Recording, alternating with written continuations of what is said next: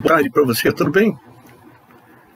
A gente está aqui de volta no canal, já tinha parado um tempão, já há tempo que não gravava vídeo para vocês, e para mim também é um projeto que eu já tenho há muito tempo, mas há muito tempo já que eu não gravo, falta de tempo, às vezes um pouco, até vou confessar para você, falta de interesse da minha parte, mas estou revivando aqui a vontade que eu tenho de compartilhar contigo, compartilhar com as pessoas algumas nuances da nossa fé, somente de esclarecimentos com respeito à nossa fé protestante. Nós temos uma fé, às vezes, muito equivocada. Assim, nos outros vídeos vocês podem ver isso, que eu procuro sempre esclarecer sobre aquilo que nós pensamos, sobre aquilo que a palavra de Deus diz, sobre aquilo que nós achamos e sobre aquilo que é verdade, sobre aquilo que nós devemos crer. Então não tem como eu deixar de fazer isso, é uma função pastoral, tanto na minha igreja, como na classe de escola bíblica, como em outros lugares, como seminário que eu costumo dar aula, e aqui também, no YouTube, como um veículo de comunicação, uma ferramenta muito boa que a gente tem para compartilhar da fé. E eu espero que esse videozinho, que não vai ser muito grande, sirva de esclarecimento para você e para todos aqueles que gostam de aprender da palavra de Deus, que gostam de aprender sobre a igreja, sobre a história da igreja, sobre o costume da igreja, sobre a tradição da igreja. Então, espero que aquilo que a gente veio falar hoje aqui para você seja algo construtivo na tua vida, tá bom? E isso que eu queria falar hoje, eu já tenho até no site da minha igreja, no YouTube da minha igreja, lá no Ministério Graça e Verdade, uma aula que eu dei sobre o calendário litúrgico. E se você quiser, dá uma olhada lá, tá? Graça e Verdade MGV, vai lá no YouTube, Graça e Verdade MGV, você vai clicar lá, o calendário litúrgico, Escola Bíblica Dominical. Você vai ver lá explicando sobre o calendário litúrgico. Por que eu estou falando isso aqui para vocês hoje? Olha só, a maioria de nós, principalmente do início do século XX para cá, nós começamos a pegar as tradições da igreja, tradições sadias, tradições que não nos fazem mal, tradição que, pelo contrário, vão nos edificar, vão levar de volta aquilo que sempre fomos.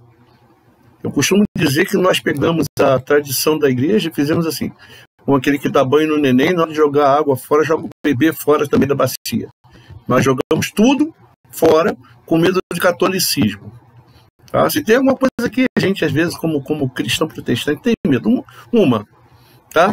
É de se parecer com um católico. Tá bom? Então a gente se esquece de que se não fosse igreja, nós não estaríamos aqui.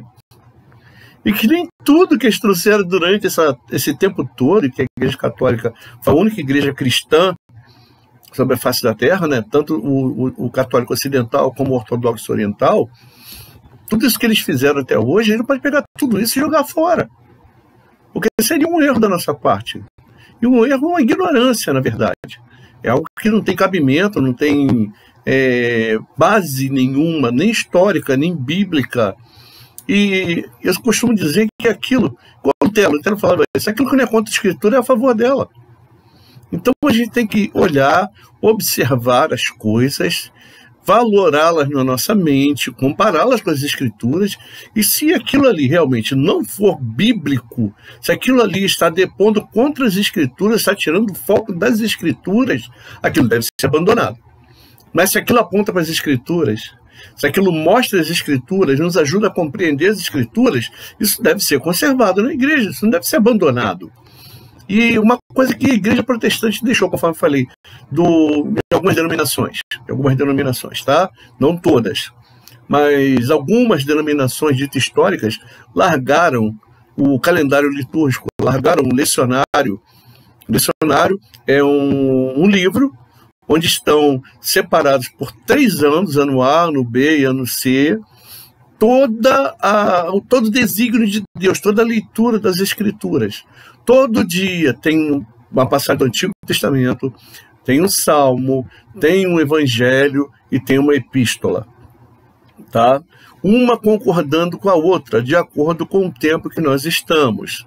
Nós temos alguns tempos no calendário litúrgico cristão que iniciam no período do Advento. Tá? O último domingo de novembro começa antes do dia de finados, é chamado o Domingo do Cristo Rei do Universo. Dali para lá vai começar o tempo do Advento. Depois do tempo do Advento, depois do Natal, inicia-se o tempo do Natal, que vai até o domingo da Epifania.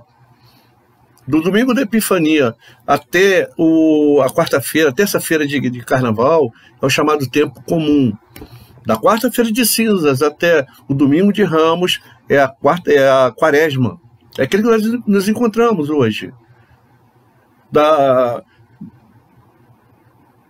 Do domingo de Ramos até o domingo da ressurreição é a chamada Páscoa.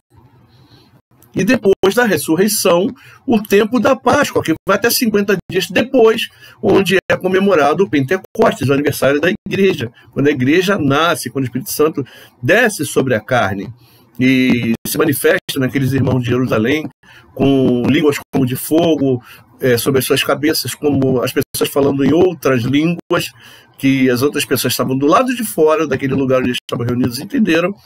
E dali para diante começa um outro tempo que a gente chama de tempo comum, que vai até o próximo Advento. Tá? Se termina um domingo antes do último domingo de novembro. Então, todo esse tempo, todas as cores, se você olhar para o tempo da Quaresma, se você for uma igreja de tradição, ou católica romana, ou reformada, luterana, anglicana, você vai ver que os paramentos são roxos. O tempo comum é verde, a Páscoa é branca, é dourada, o Natal é branco, o Pentecostes é vermelho. Então todas essas cores são intrinsecamente ligadas às passagens bíblicas e ao simbolismo da época. Nós, na nossa igreja, nós usamos o calendário litúrgico. Nem sempre nós usamos o lecionário. O lecionário é aquele livro que traz, conforme já falei, traz as passagens bíblicas e auxiliam o ministro, os que pregam o evangelho, a preparar as mensagens para falar daquilo que o tempo em que eles estão vivendo está mostrando. Tá? Nem sempre a gente faz isso. Às vezes eu uso, às vezes eu não uso. Eu não posso mandar o que Deus tem. Às vezes você pega um texto, você vai ver que a gente tenta tirar uma mensagem, mas é Deus quem dirige, não somos nós. Mas ele serve de referência para a gente, de leitura, de devocional, daquele reforço que a gente precisa para manter a nossa fé. Então, em relação à Quaresma, esse tempo que a gente está vivendo aqui, começou na quarta-feira de cinzas, o esclarecimento que a gente tem a dizer. Tá? Eu sou, assim, particularmente, como é que eu vou te dizer, não é devoto, não é uma questão de devoção, mas é uma questão de respeito a essa época. Esses 40 dias têm um simbolismo muito grande. Quando você olha para o povo de Israel no deserto, foram 40 anos. Quando você olha para o jejum de Jesus no deserto após o seu batismo, 40 dias. Quando você vê a ressurreição de Jesus, ele andando com seus discípulos, 40 dias. Então, a palavra quaresma quer dizer quadragésima, vem de quadragésima do latim. Tá? Período de 40 dias, que é um período preparatório, são dias preparatórios para a Páscoa do Senhor, para o domingo da ressurreição, para a semana da paixão e morte de nosso Senhor e Salvador Jesus Cristo. E esse período, para nós, é um período de total introspecção. Às vezes a palavra não sai direito como eu quero dizer, mas um período de introspecção para nós. Tá? Na minha opinião, e na opinião da tradição da igreja também, é um período de arrependimento, é um período de meditação na palavra do Senhor, é um período de arrependimento, de nós nos lembrarmos que nós somos pó, de nos voltarmos a Deus. Quando a gente pensa na quarta-feira de cinza, quando eu era criança, eu perguntava, o que é quarta-feira de cinza? Aí a resposta que eu tive, olha que coisa, é porque os católicos vão para o carnaval, pecam, e depois vai para a igreja pedir perdão. Não é nada disso. A quarta-feira de cinza inicia esse período com a imposição da cinza, né, sobre a testa da pessoa. A gente não costuma fazer isso. Mas aquela imposição daquela cinza em forma de cruz na testa da pessoa, para que a pessoa lembre que é pó e cinza. Como Deus fala para Adão, né? Você é pó e você vai voltar para o pó. Você não é Deus, Adão. Você não vai ser que nem eu nunca. Você é pó e você vai voltar para o pó. Lembra de Jó, quando ele fala assim: eu me abomino e me arrependo no pó e na cinza, porque eu não posso discutir com o Senhor, o Senhor é Deus. Eu sou homem, quem sou eu para discutir com o Senhor? O Senhor sabe tudo, eu não sei nada. Eu falo de coisas que eu não sei. Então, para nós um tempo, e eu queria que fosse para você também, esse tempo, um tempo de meditação. A gente tem visto aí a Semana Santa ser assim, muito vulgarizada, a ponto de ouvirmos da boca de muita gente, de muitos pastores, a semana chamada Santa. Santa, sim. Todas as nossas semanas são santas. E essa semana da paixão e morte de nosso Rei Salvador Jesus Cristo, ela é uma semana para ser lembrada e guardada com a total reverência e com total agradecimento a Deus por aquilo que Ele fez. Ele mandou Jesus fazer algo que nós nunca conseguiríamos fazer. Não tem como. Por mais que eu me esforçasse, por mais que eu desse tudo que eu tinha, não tem como, já não tenho nada. Já pensou se dependesse de mim, minha salvação, se dependesse de você? Graças a Deus por Jesus Cristo, que nos livra do corpo dessa morte. Graças a Deus por Jesus Cristo, porque Ele teve mérito para vir e obedecer ao Pai, coisa que nossos pais não fizeram. Adão desobedeceu, nós ficamos caídos, nós somos a raça humana amaldiçoada. Nós somos amaldiçoados pelo próprio Deus, e maldita a terra por causa de você. Então o homem é depravado, a terra é caída por causa do homem. Então é um período da gente lembrar daquilo que Deus fez por nós. Infelizmente, muitos de nós se dão ao luxo de ficar isso aí afrontando também a fé de muita gente. Tem a Igreja Católica Romana, por exemplo, ela recomenda a seus fiéis um período de abstinência. E tem muita gente que não come carne. É a fé deles, não é a minha, mas é a fé deles. Eu como carne, numa boa, feliz da vida. Mas jamais você vai me ver fazer um churrasco na sexta-feira da paixão. E nem na semana da Páscoa. Isso não cabe. Não cabe. Não é um tempo de comemorações, não é um tempo para a igreja fazer cantata na sexta-feira da paixão. Não é um tempo, não é ser legalista, irmão. Entenda bem. É você entender o significado daquilo que você está fazendo. Sexta-feira da paixão deveria ser um dia que nós meditássemos na morte do Senhor, no sofrimento do Senhor, no Cristo crucificado, contemplássemos Cristo crucificado. E aquilo mexesse profundamente com a nossa alma. Aquilo compungisse a gente de um modo que a gente fizesse igual aqueles homens no dia de Pentecostes. O que nós vamos fazer, varões e irmãos? O que nós vamos fazer? O que nós podemos fazer? Deveria mexer com o nosso sentimento, com a nossa mente, com o nosso coração, ainda mais nós que dizemos conhecer as Escrituras. E muitos de nós afrontam as pessoas, afrontam a fé alheia, ao invés de guardar,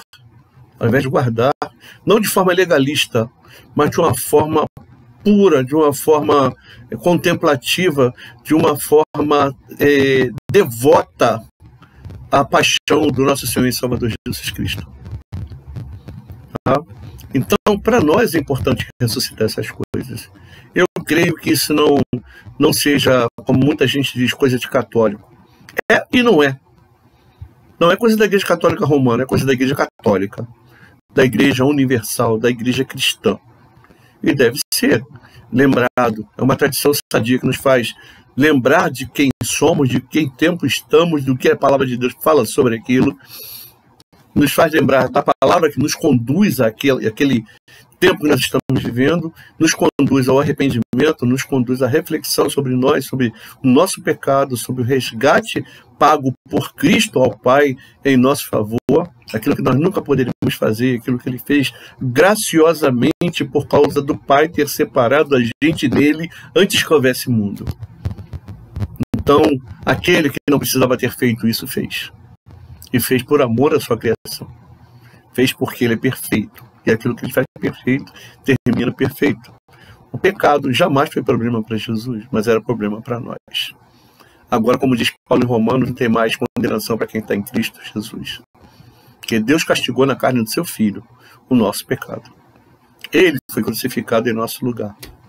Isso deveria ser lembrado todos os dias, com choro e lágrimas, e agradecimento. E muito mais nesse período que nós estamos, preparatório para a Paixão do Senhor, e também na Semana da Paixão. Então, vamos ter inteligência, vamos ter sabedoria. Nós somos cristãos, o cristão tem sabedoria. Se apegue à palavra de Deus, se apegue ao arrependimento. Se arrependa todos os dias, arrependimento é diário. Não é só quando a gente crê em Jesus, não. E a gente só crê em Jesus porque o arrependimento só veio porque ele colocou arrependimento em nós. Não veio de nós, não, porque nós nossa carne não se converte, não. Ele que colocou. Isso que Paulo vai dizer, pela graça do Senhor salvo mediante a fé. Isso não vem de vós, é dom de Deus. Não vem de obras humanas, para que ninguém se glorie. E quem se gloriar, que se glorie na cruz de nosso Senhor Salvador Jesus Cristo. Então fica aqui esse primeiro vídeo explicando aí sobre a Quaresma. E eu espero que nos próximos vídeos você possa estar aqui compartilhando com a gente. Dá um likezinho aí, para eu entender que você gostou daquilo que eu disse aqui. E quem criticar também, eu vou olhar e vou policiar. Assim, poxa, o que eu estou errando aqui? Tá? Mas eu creio que, pela graça de Deus, sirva de alento para você, de instrução, e que você cresça na graça e no conhecimento do nosso Senhor e Salvador Jesus Cristo, tá? Ó, um beijo no teu coração aí, fica com Deus. Beijão aqui do Pastor Gilmar para você, tá? Um abraço.